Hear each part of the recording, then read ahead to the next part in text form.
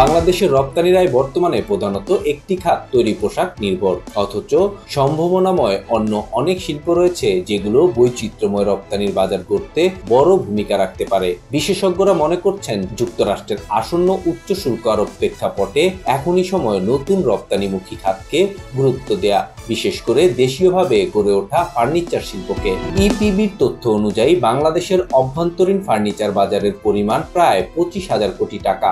এর বড় অংশ জুড়ে রয়েছে অনিয়মিত ও ব্র্যান্ডবিহীন দোকান। তবে সম্প্রতি বেশ কয়েকটি দেশীয় ব্র্যান্ড শক্ত অবস্থান তৈরি করেছে এবং ফার্নিচার রপ্তানির ক্ষেত্রেও অগ্রগতি হয়েছে। 2011-12 অর্থ বছরে যেখানে রপ্তানির পরিমাণ ছিল মাত্র $27 মিলিয়ন, 2021-22 অর্থ বছরে তা দাঁড়িয়েছে $110 মিলিয়ন। বিশ্ববাজারে আধুনিক জীবনধারা, টেকসই পণ্যের চাহিদা এবং শহুরে আবাসনের কারণে 2030 সালের মধ্যে বিশ্ব ফার্নিচার বাজারের পরিমাণ